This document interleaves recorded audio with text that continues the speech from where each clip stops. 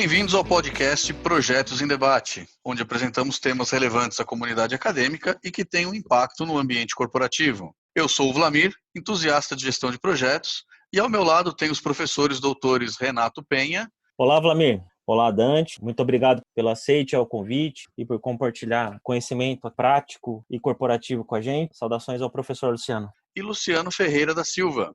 Olá, Renato. Olá, Vlamir. Olá, Dante. Obrigado por receber nosso convite e aceitá-lo. Vamos lá, mais um podcast. E o nosso convidado de hoje, Dante Minucci, executivo de TI na Unidas e mestre pelo IPT.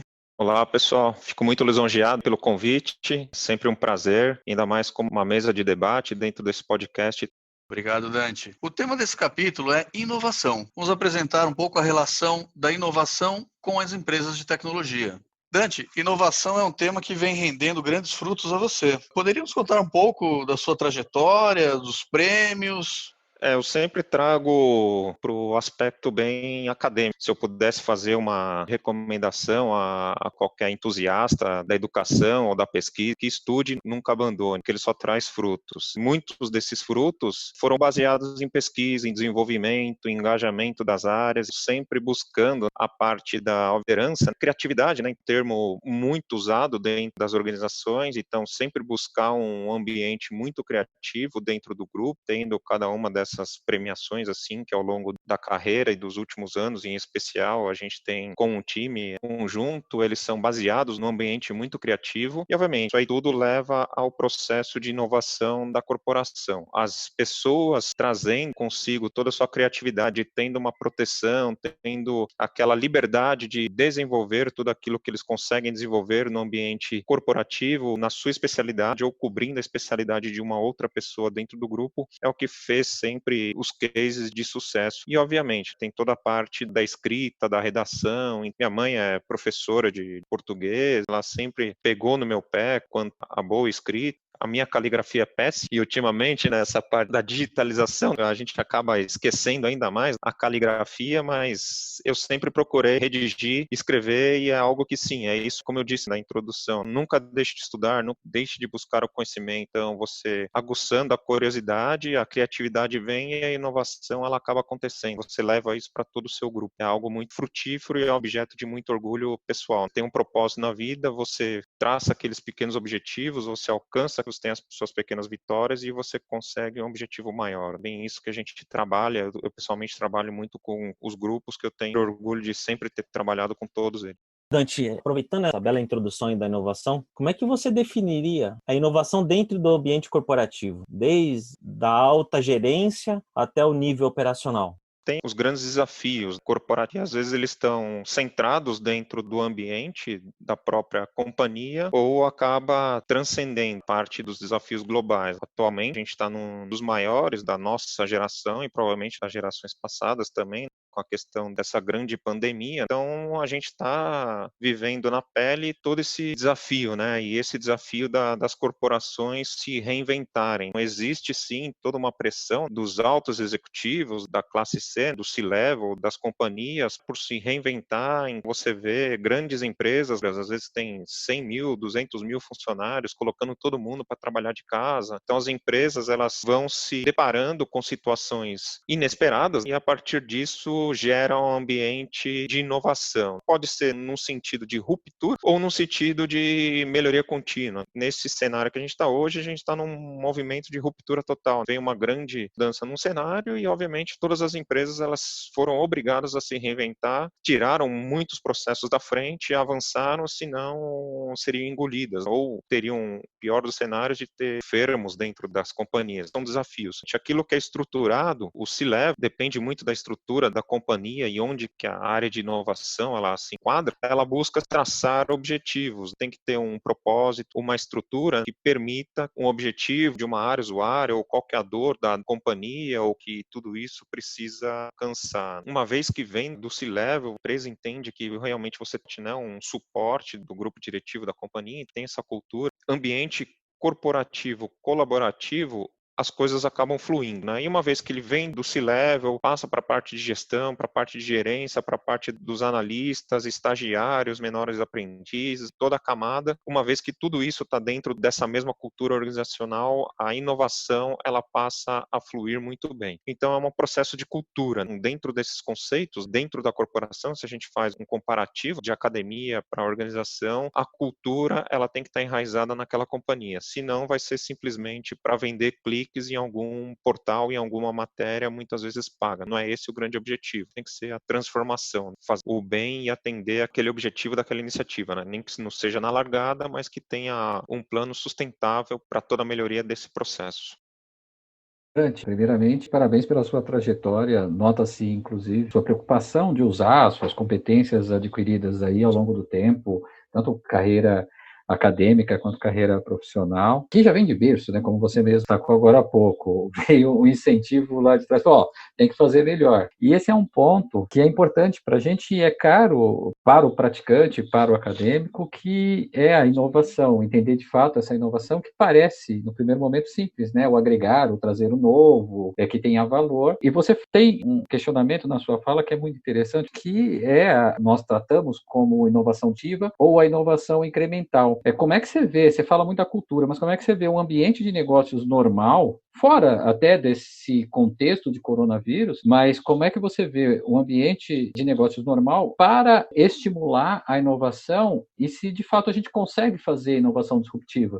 Ela está tracionada, a academia ela busca você provar uma tese, buscar o ineditismo. No caso da corporação, ela sempre busca o lucro. Então, se a empresa for lucrativa, se aquela sua iniciativa trouxer lucro ou melhorar organizacionalmente a companhia, a vida das pessoas, a vida dos colaboradores, ela vai ser uma iniciativa, ela resultou em sucesso. A parte disruptiva, aquilo que você quebra totalmente a cultura da companhia, você busca outros modelos de negócio, você busca outros modelos de atendimento, ela também é sim possível e factível. Pensar à frente do seu concorrente, se é um mercado que não existe, é pensar numa iniciativa e, obviamente, você estando em contato com informações, você lendo, buscando dados, buscando muito insumos, você no mundo corporativo, você é muito pautado a números, você tem que provar. Aquilo que você vai mostrar, ele vai trazer algum resultado. Ou não necessariamente, né? A empresa acredita naquela ideia e ela pode bancar. Tem muitas iniciativas, né? A empresa atualmente que eu atuo, ela tem alguns modelos de negócio que o mercado concorrente não acreditou e hoje ela se colocou como uma líder nesse mercado. E tem modelos que no exterior você vê e a gente olha para dentro do Brasil, a gente tem muito da questão de cultura e muito da questão de preconceitos. Fala, não, isso aqui no Brasil não vai dar certo. Não, aqui no Brasil a gente tem muita violência, a gente tem fraude, a gente tem corrupção. Então, se a gente vai com o viés realmente de jogar para baixo, realmente esse modelo de cultura, de inovação para um modelo disruptivo, realmente ele está fadado ao fracasso. Então, realmente, você tem que blindar o seu time, você tem que acreditar, você tem que traçar as pequenas vitórias, né? E a partir daí você traça, replaneja e passa a ter essa ideia dentro da sua corporação. Então são ideias. E obviamente tem companhias que têm dentro do DNA toda essa cultura de inovação. A gente pega, por exemplo, uma marca que eu gosto de usar bastante, a 3M. Eles lançam produtos atrás de produto. A própria Disney, a própria Apple. Então estão sempre se reinventando. A Samsung. Então são empresas que elas estão sempre trazendo pequenas melhorias ou, na verdade, está trazendo um novo produto encapsulando muita tecnologia, muito entretenimento, repensando o modelo. E se a gente for para outros mercados, Airbnb, toda a questão de remodelando todo o processo de acomodação, de hotelaria, a parte do Uber, repensando todo o processo de transporte, cada vez mais colaborativo, engajamento das pessoas que acreditam naquela marca, que acreditaram naquela ideia e fez ela sustentável. Tem que ter dentro da corporação o DNA, tem que estar enraizado, não é da noite para o dia. Então, num modelo de uma empresa que realmente ela consegue emplacar um modelo disruptivo, é porque ela já tem no DNA. Ou ela surgiu dentro de uma spin-off. Então, aí já é um outro modelo, né? Então, as empresas no mundo corporativo cada vez mais buscando Open Innovation, ou trazendo empresas para dentro de uma incubadora sua. Então, ela entram com aporte, ou entram com financiamento, ou entram com infraestrutura. Então, é um modelo muito utilizado também dentro das organizações e cada vez mais frutífero. É algo do DNA. E cada vez mais as empresas, os concorrentes, entrando numa frente dessa, trazendo lucro, trazendo benfeitorias, seja para a companhia ou para a sociedade em geral, ela torna uma empresa que adota realmente dentro do seu DNA essa cultura de disrupção, a cultura de inovação disruptiva. E aí são alguns modelos. Essa parte da cultura e depois a parte de buscar no mundo fora, mas dentro do seu ambiente. Modelo mais de startups, de open innovation, de aceleração e outros modelos de inovação. Dante, você comentou bastante sobre cultura, sobre C-level. Andei lendo a pesquisa da McKinsey, uma pesquisa contemporânea, e ela aponta que 94% dos CEOs, segundo essa pesquisa, não estão satisfeitos com o resultado da inovação em suas empresas. Com esse olhar, com a sua experiência, como que você percebe esse sentimento nos altos executivos? Você concorda com o resultado dessa pesquisa ou você tem um entendimento diferente? Se a gente analisar números, as empresas, suas iniciativas de inovação, elas estão vendendo a que realmente deram lucro. Ou se não deram lucro, trouxe um ganho para a marca muito grande. Se a gente olha dentro de uma análise de capital, se a gente transcende para um modelo mais econômico da companhia, mais financeiro, tem ações no mercado. Então, os investidores, seja a mar aberta, a gente como público em geral, ou um grande acionista, eles buscam capital de giro e outras análises estruturantes do capital da companhia, mas um dos fatores que cada vez mais entra dentro da análise das empresas é a inovação. Fundos de investimento dedicados para empresas de inovação, empresas que inovam dentro do ambiente de um conceito de tecnologia verde, de energia renovável. Você vê cada vez mais o cenário e a população, as novas gerações, muito próximas do seu propósito. Se aquela empresa está alinhada com o propósito daquela pessoa, não precisando ser necessariamente um grande investidor, ela vai ter um acionista que acredite, isso é uma cadeia. Tem sim o aspecto sobre o lucro, eu acredito que sim, a empresa ela não dá lucro, ela vai demitir, ela vai valer menos no mercado, os funcionários não vão acreditar naquele propósito da companhia, então tem que ter sempre um fluxo e uma cadeia muito positiva dentro da companhia, tá? Ela está atrelada a esse fato do resultado, mas esse resultado também ela pode ter esse viés de investimento, então talvez essa pesquisa ela não olhou, ela olhou friamente o número, pode ser que sim, os investimentos do C-Level, ele busca sim o lucro, as empresas buscam lucro, mas pode ter sido pautado nesse viés, né? Você investe numa iniciativa que te dá lucro ou que te dá visibilidade de mercado, mas talvez não tenha sido perguntado se nessa visibilidade de mercado tem atração na questão da empresa se posicionar como uma empresa inovadora, e isso faz com que ela entre em um fundo de investimento de empresas inovadoras, como Apple, como Microsoft, como Google ou como outras tantas que faz parte de um seleto grupo de empresas e obviamente faz parte de um seleto grupo de investimento. Então ela vai receber aportes de investidor. Tem que ver um pouco o viés, mas sim, é notório que toda empresa vive do lucro. Foram olhar as organizações, elas não sendo como a grande parte das universidades, né, sem fins lucrativos, as empresas visam lucro. Então, as iniciativas, o investidor coloca o dinheiro dela e daqui a um ano ela vai querer o retorno dela. Pode ser sim uma visão e dentro da pesquisa ela pode ter provado a sua idade, né? Olhando com calma a explicação aí do Dante, a resposta, vou tentar aqui colocar uma discussão no ar. De qualquer modo, essa visão da alta gerência acaba trazendo duas vertentes. Até que ponto empresas vão colocar ali, injetar grana na inovação, dinheiro, fazer o movimento financeiro em busca de inovação, porque a empresa, ela tendo esse carimbo de inovação, ela pode ter outros atrativos, em busca de recursos. Hoje, a maioria dos profissionais de tecnologia, o fato de ser uma empresa inovadora talvez torne um atrativo maior que um salário, por exemplo. E tem o outro lado, até que ponto demorar para entrar com a veia de inovação em meu negócio, eu não vou ficar para trás para o meu concorrente. Eu não sei se vocês enxergam isso, Dante, também, se isso não acaba sendo hoje o maior dilema das empresas que estão nessa linha da inovação.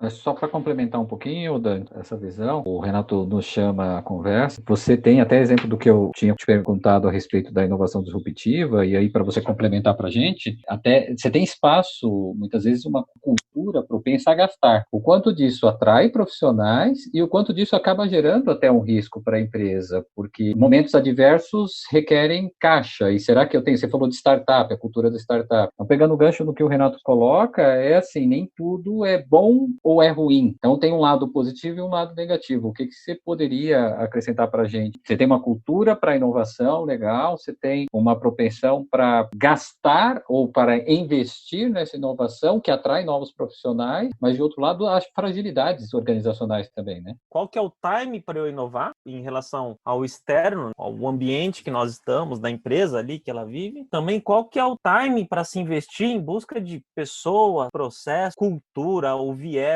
tecnológico da empresa?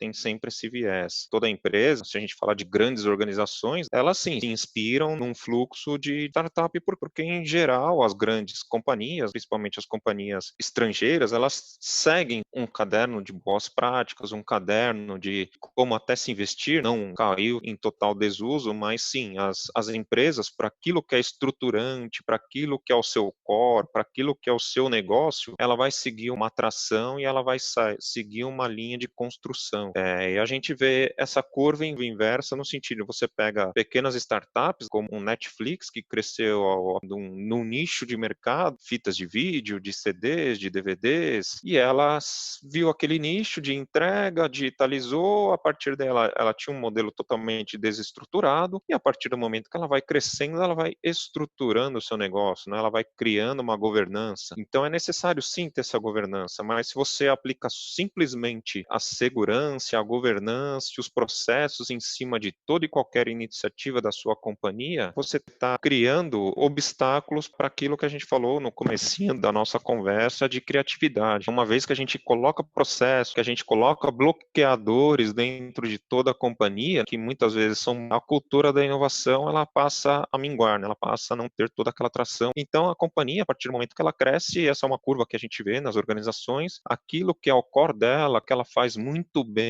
ela vai começar a organizar, ela vai começar a processar, e a partir do momento que ela tem aquela receita de bolo, se você seguir isso aqui, você sempre vai chegar naquele seu resultado final. Então, se a gente olhar numa manufatura, é a mesma coisa. Você cria uma linha de montagem, cria robôs e você cria a supervisão. Você quer inovar naquilo? Então, você passa a fazer o incremental. Você quer algo totalmente diferente, você isola isso da sua cadeia produtiva, coloca realmente nesse sentido para as grandes organizações, cria células, cria outras empresas totalmente apartadas, sem esse viés para justamente você ter, de novo, a cultura, né? Você ter uma empresa, você ter pessoas que estão ali usufruindo de um ambiente que seja otimizador de toda essa criatividade, de toda essa inovação. Então aí eu acho que a gente linka de uma maneira bem bacana toda essa nossa conversa aqui.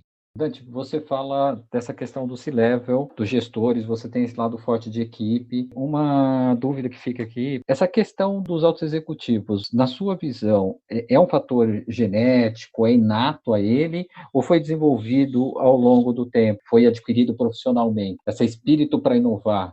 Líderes, eles têm a obsessão de ver aquele projeto dele, ou onde ele está colocando dinheiro, que aquilo vire mina de ouro, ou que aquilo vire a iniciativa dele, né, que pode não só ser voltada ao lucro. Tem estudos que olham, o grande líder, ele é sempre voltado à auto-obsessão pelo sucesso, e ele sempre busca ele não estar próximo de situações que são, digamos, tóxicas. Então, ele está num ambiente totalmente processual, e que o time de criação, ele está pautado sobre regras, tem que olhar o lado humano. Dentro de um processo de construção de time, tem essa questão do líder, ele tem o seu soft skill, ele saber lidar com o humano. Muitas vezes, isso você não acha na academia, isso você não acha na sua experiência. Tem muitas coisas que vêm de você, obviamente. Você pode trabalhar, você pode melhorar, mas tem coisas que vai partir de você. E a partir do momento que a pessoa, que esse executivo, ele cria consciência daquilo, ele passa a ter esse perfil por um C-level de grandes projetos de sucesso, né? E são líderes que permitem, tem líderes que não permitem o empoderamento das pessoas. Tem muitos líderes que acabam voltando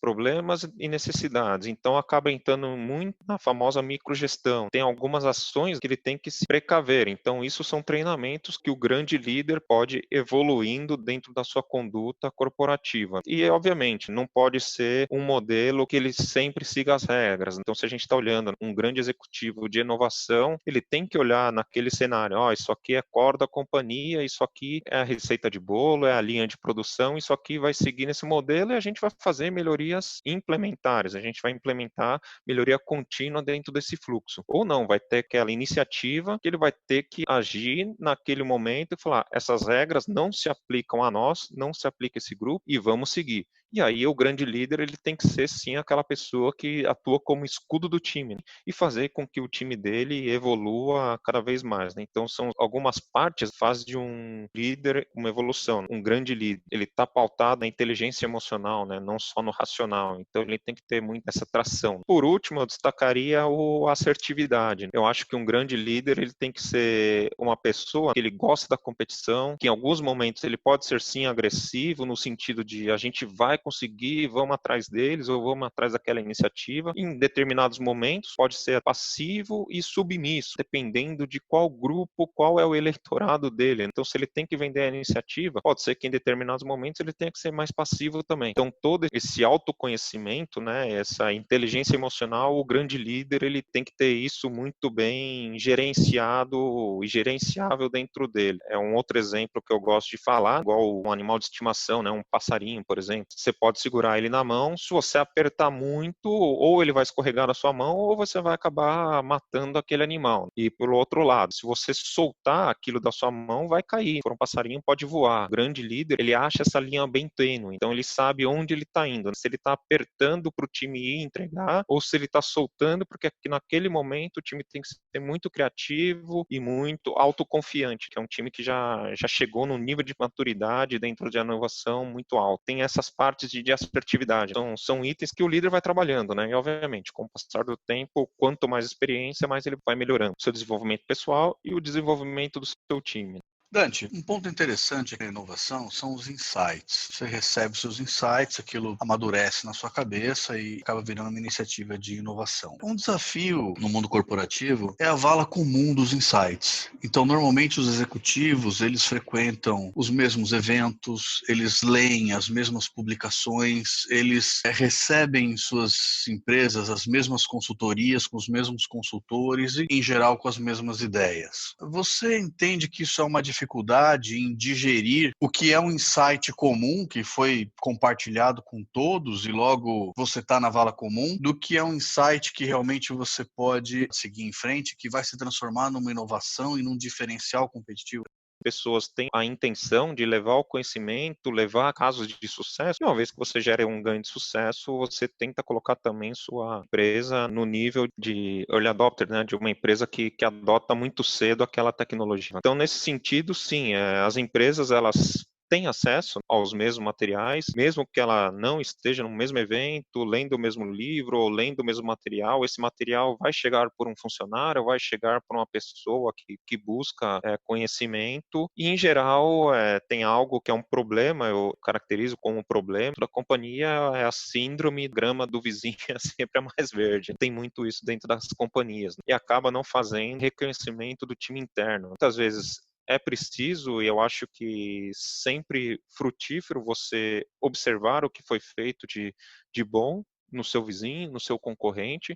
É extremamente saudável isso e existe a troca de conhecimento, mas você não pode deixar de olhar para o seu capital interno, para os seus recursos humanos internos, para o seu produto. Então é sempre a mescla. Aquelas empresas que sabem mesclar, a gente acabou de falar do grande gestor, tem que incentivar sim o funcionário mais brilhante dele a estar em contato com o que está acontecendo no mundo lá fora, para a empresa também não ficar cega e achar que tudo que ele faz é o melhor. E aí fica uma empresa com aquela postura de a empresa que tem um rei na barriga. Tem que ser muito saudável e tem que balizar muito tudo isso. Eu, pessoalmente, acredito nos dois modelos. A gente tem que ver, sim, o mercado, tem que aprender junto, é uma comunidade. As concorrências, elas trocam informações, isso é mais do que aberto. Elas não vão abrir aquele projeto totalmente estratégico, mas uma vez que um projeto estratégico ela entra no ar, as empresas, o mercado mostra aquele case de sucesso, você pode olhar aquilo para dentro de casa, como que a gente aplica isso dentro da nossa organização. É a mescla, a empresa que realmente investe, ela investe nos dois, ela investe no seu capital, e aí no seu capital para eventos, no seu capital para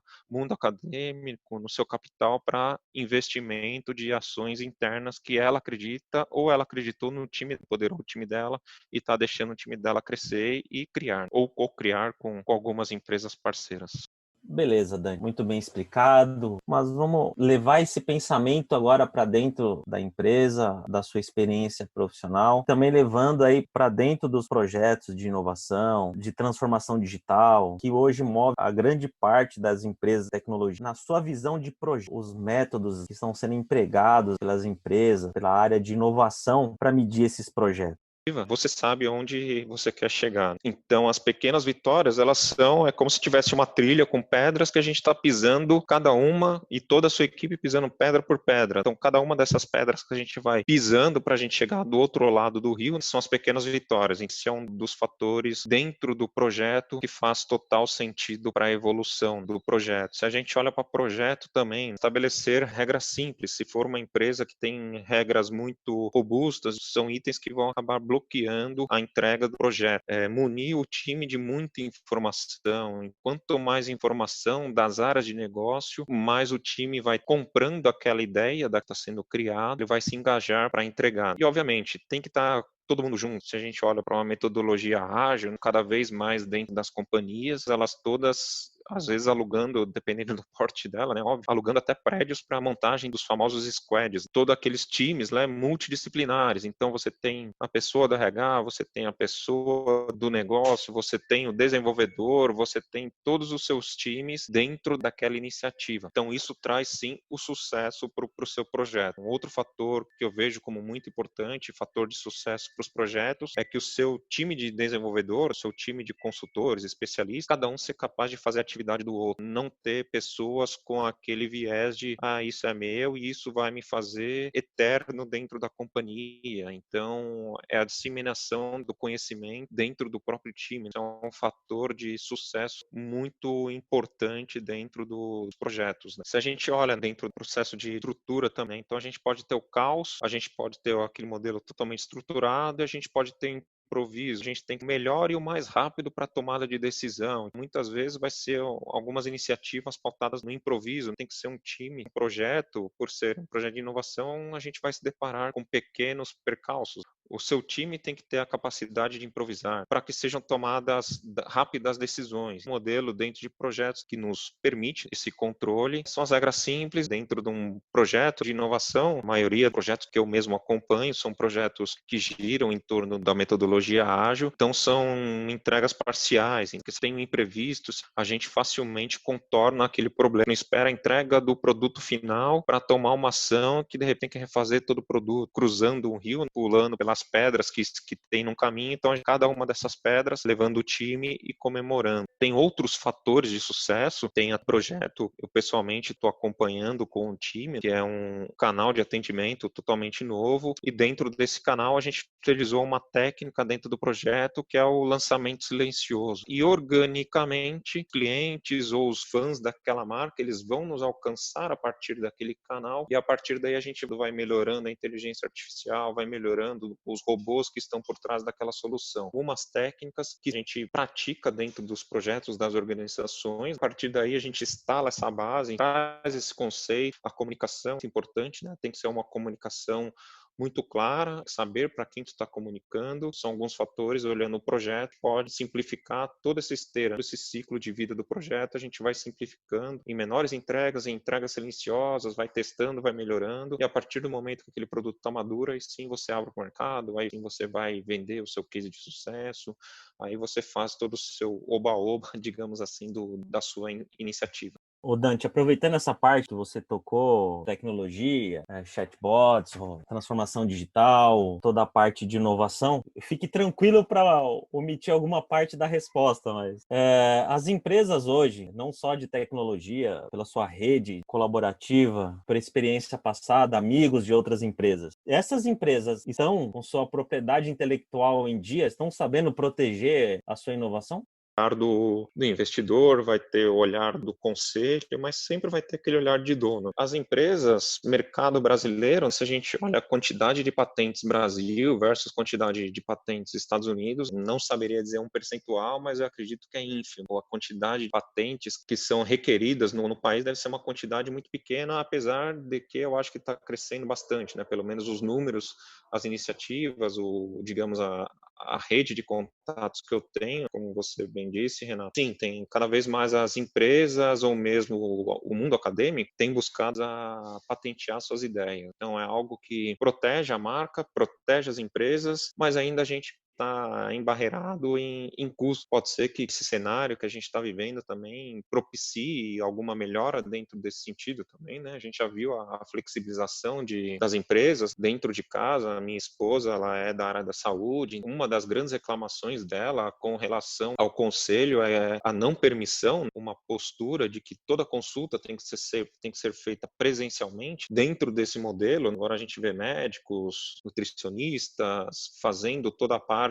de consulta, obviamente que tem uma parte de análise que pode requerer sim o contato físico, mas se é um retorno, se é algo mais simples, se é uma primeira consulta, por que ela ser digital e virtual? Não haveria empecilhos para uma entrevista inicial, para um processo inicial. Todo mundo ganha. E as empresas, cada vez mais, elas estão pautadas em bloquear. Tem iniciativas que elas, como você falou, né, chatbot, inteligência artificial. Hoje, ninguém mais reinventa a roda. Hoje todo mundo tem um algoritmo, tem empresas que vão fazer mais rápido, tem empresas que vão fazer de uma forma dentro do timing dela. A informação, a tecnologia ou o conhecimento, ela existe para todo mundo. A empresa, sim, a partir do momento que ela entra em algum produto disruptivo, possa proteger o capital intelectual dela, tudo aquilo que ela investiu em proteger por uma patente, é sim muito plausível, né? E faço o link para a 3M, que é uma das empresas que mais gera patente. Então é uma empresa, obviamente é uma empresa global, mas que ela traz isso para proteger o capital intelectual dela. E, obviamente, tem todas as premiações, tem todas as questões de bônus e ciclo de engajamento que ela tem dentro das unidades de negócio dela. É muito incipiente ainda, é muito prematuro tudo isso, todo esse ciclo dentro das companhias, dentro das organizações de buscar patentes, mas cada vez mais a gente vê essa curva liderado muito pelo mundo acadêmico também, né, de cada vez mais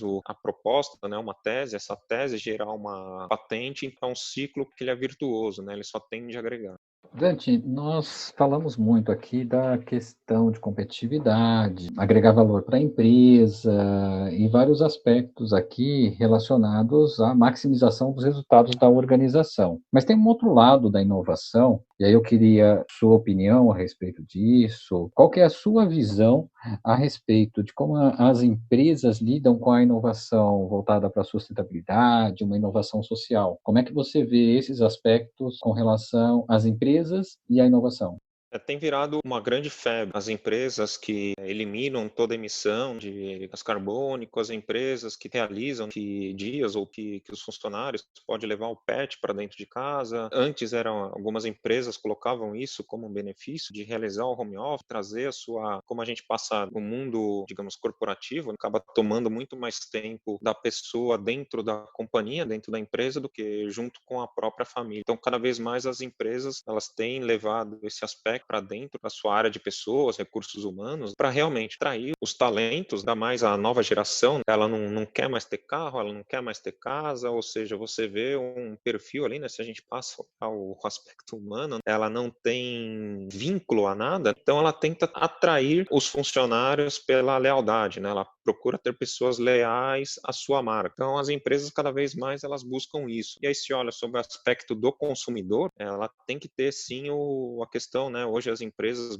buscam muito, né, o NPS, né, o Net Promoter Score, que é nada mais nada menos do que se você recomenda aquela marca que você acabou de comprar, se você recomenda para sua amiga, para o seu amigo, para o seu pai, para sua mãe, e se você voltaria a fazer negócio com aquela empresa. Isso é algo que as empresas têm cada vez mais utilizado, essa metodologia de indicador, KPI, digamos assim, tem levado a aspectos que são esses aspectos de gostaria de comprar produtos ou alugar um carro de uma empresa que é verde, uma empresa que faz a compensação do CO2 para a natureza, eu quero comprar produtos orgânicos, eu quero comprar a minha esposa, ela quer comprar produtos para o rosto que não tem o famoso parabenos, que parabenos faz mal para a saúde. Enfim, então tem sim esse aspecto, cada vez mais a informação dentro das casas, a informação dentro da cultura, ela passa a buscar empresas, as pessoas, né, os consumidores passam a buscar empresas que têm esse apelo. Então, as empresas,